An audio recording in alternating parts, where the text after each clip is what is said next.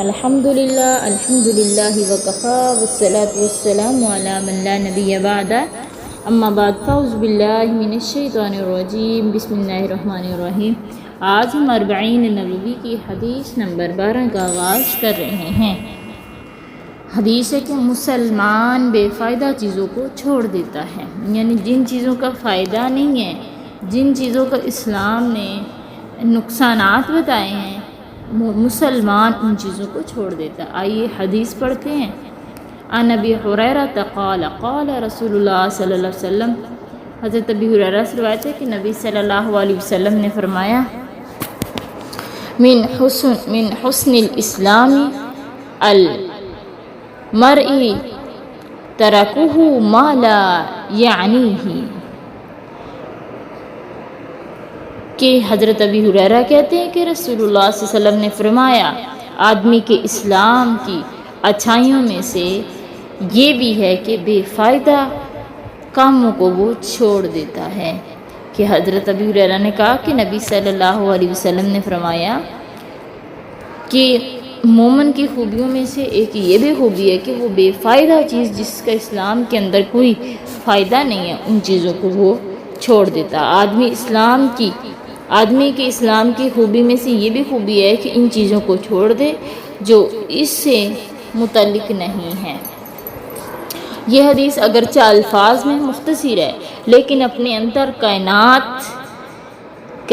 زندگی کا ایک عظیم اصول سموئے ہوئے ہے کہ آج کے دور میں انسان کی بہت سی پریشانیاں ہیں، غم ہیں، ذہنی دباؤ اور وقت کا ضیاع اس وجہ سے ہے کہ وہ ان معاملات میں مداخلت کرتا ہے جو اس سے متعلق ہی نہیں ہے، جن کا تعلق اس سے نہیں ہے۔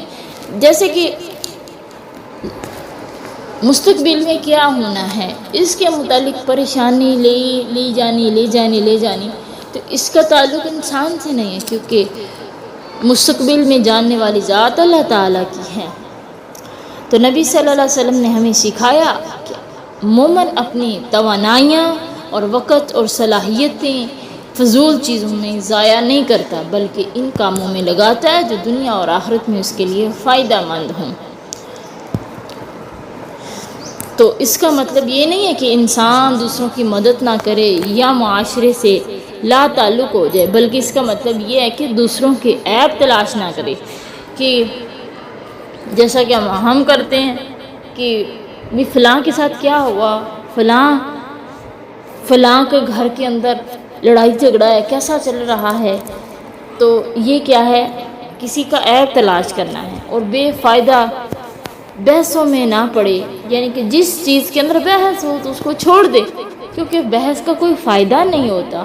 اسی طرح ہر معاملے میں ٹانگ نہیں اڑانی چاہیے کہ اس معاملے کا تعلق اس سے نہیں ہے، تو اس کے اندر خواہ ٹانگ اڑا لے اور بات کو بڑھانی شروع کر دے، بحث شروع کر دے، تو یہ مومن کا شیوا نہیں ہے۔ فضول تجسس میں پڑا رہے، یعنی ہر چیز میں ایسے ہی تجسس کہ اس نے ایسا کیوں کیا، یہ چیز ایسی کیوں ہے۔ جیسا کہ ایک مثال ہے، ایک یہ بھی تجسس کہ یہ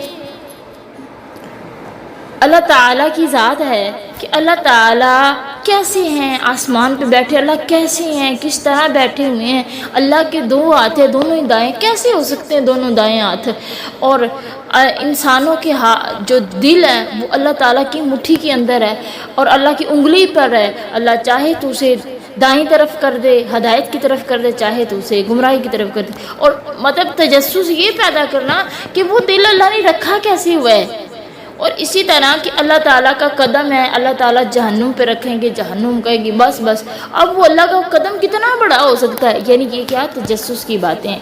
تو مومن کا یہ شیوا نہیں ہے کہ وہ اس طرح فضول باتوں میں تجسس کرے، اور اسی طرح اپنی اصلاح پر توجہ نہ دے، یعنی کہ لوگوں کے عیبوں پہ جو ہے نا وہ توجہ دیے رکھے، اس نے ایسا کیا، اس کے اندر یہ عیب ہے، اس کے اندر یہ بری عادت ہے، اور اپنے گریبان کے اندر نہیں جھانکے کہ میرے اندر بھی یہ بری عادت ہے، اور اپنی اصلاح کی بجائے دوسروں کو برا بھلا کہنا، یہ مومن کا شیوا نہیں ہے، بلکہ وہ کیا کرتا ہے، یہ فضول چیز ہے کہ دوسروں کے عیبوں کا کہنا کہ وہ ایسا اور اپنی اصلاح نہ کرنا۔ اس لیے مومن کا شیوا ہے کہ وہ اپنی اصلاح کرتا ہے۔ جیسے کہ آج کے دور میں سوشل میڈیا کے دور میں یہ حدیث پہلے سے زیادہ کہیں اہم ہو گئی ہے. یعنی جیسے میں نے چند باتیں بتائی ہیں، آج جیسے سوشل میڈیا کا دور ہے یہ اور زیادہ اہم ہو گئی ہے کہ آج لوگ دوسروں کی زندگیوں پر تبصرے کرتے ہیں. یعنی سوشل میڈیا پہ کیا چل رہا ہے کہ دوسروں کی زندگیوں پہ تبصرے ہو رہے ہیں، اس نے ایسا کیا، اس نے ویسے کیا، وہ فلاں اس طرح مر گیا، فلاں اس طرح مر گیا. تو یہ کیا ہے، دوسروں کی زندگیوں پہ تبصرے ہو رہے ہیں. اور کیا تبصرے ہو رہے ہیں کہ فلاں نے یہ غلطی کی اور اس کی جو ہے نا وہ بیٹی جو ہے وہ گھر سے بھاگ کے کہیں اور شادی اس نے کر لی، خود شادی کر لی، اور فلاں کے گھر کے اندر یہ معاملات چل رہے ہیں. یعنی دوسروں کی زندگیوں پہ کیا ہو رہے ہیں، تبصرے چل رہے ہیں. حتیٰ کہ ایک مثال ہے کہ اگر کسی کی طلاق ہو رہی ہے نا تو سوشل میڈیا پہ فلاں نے ایسے کی، اپنے شوہر کو کہہ دیا. تو جس طرح کی ایک مثال ہے سوشل میڈیا پہ، میں کچھ عرصہ پہلے میں نے خبر سنی کہ رجب بھاٹ جو ہے نا ایک یوٹیوبر ہے، ٹک ٹاکر ہے، اس نے کیا کیا ہے، اپنی بیوی سے ناراض ہو گیا اور سوشل میڈیا پہ اتنی بات یہ وائرل، بھائی ہر میڈیا والا یہ بات پھیلا رہا ہے، اس نے ایسے کیا، اس نے ایسے کیا. یعنی کہ دوسروں کی زندگی پہ فضول کے یہ تبصرے ہو رہے ہیں اور ہم میڈیا چلا کے ہم موبائل پہ سکرولنگ کر رہے ہیں اور ہم اپنا وقت ضائع کر رہے ہیں. دوسری بات کہ ہر خبر پر رائے دینا ضروری سمجھتے ہیں. مطلب اگر آپ سے کسی نے کوئی مشورہ طلب نہیں کیا تو ہم ایسے ہی مشورے دیے جائیں، ایسے کر لو ایسے کر لو، تو یہ کیا ہے، اپنا وقت ضائع کرنا ہے. اسی طرح گھنٹوں بے مقصد ویڈیو دیکھتے رہنا، گھنٹوں بے مقصد ٹک ٹاک پہ سکرولنگ کرتے رہنا جس کا کوئی مقصد ہی نہیں ہوتا.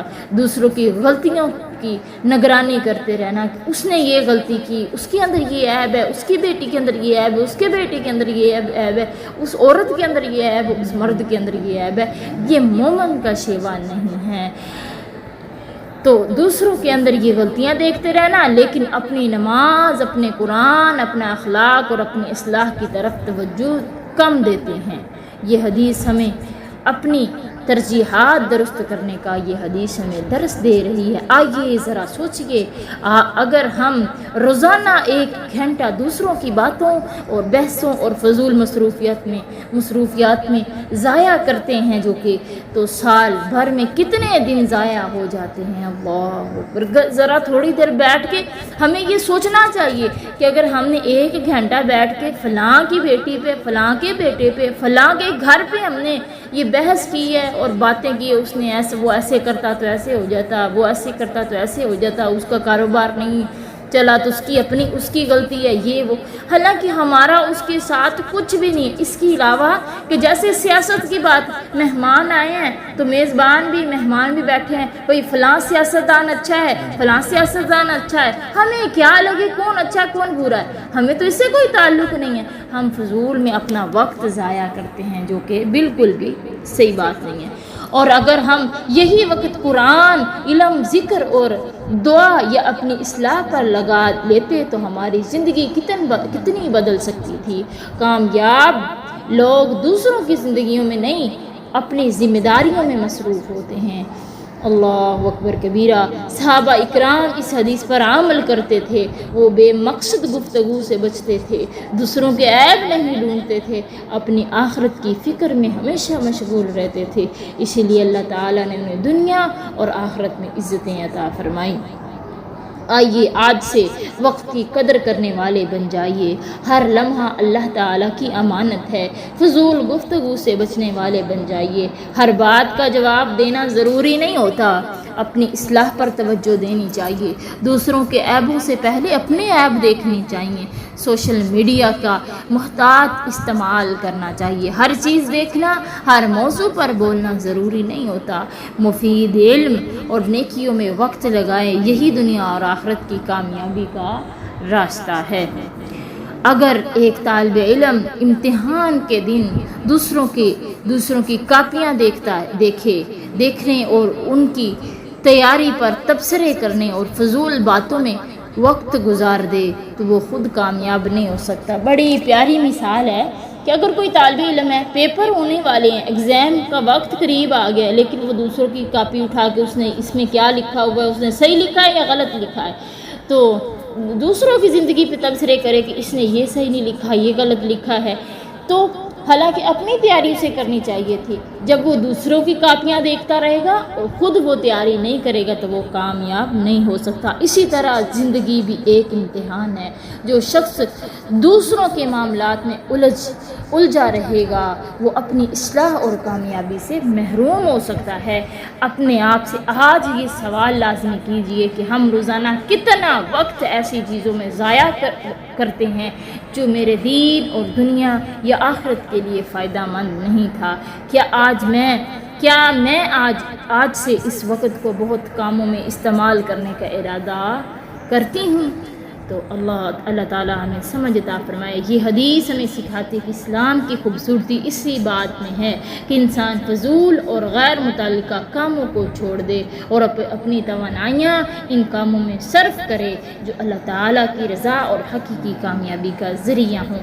اللہ تعالیٰ سے دل کی گہرائیوں سے دعا ہے کہ اللہ تعالیٰ ہمیں ان کاموں کی توفیق عطا فرمائے جسے وہ پسند کرتا ہے، ہمیں اپنی یاد، شکر اور بہترین عبادت کی توفیق دے، ہمیں ہر فضول اور بے فائدہ چیز سے بچا لے اللہ تعالیٰ۔ یاد رکھیے جو شخص اپنی زندگی میں فضول چیزوں کو نکال دیتا ہے وہی حقیقی سکون اور کامیابی حاصل کر لیتا ہے۔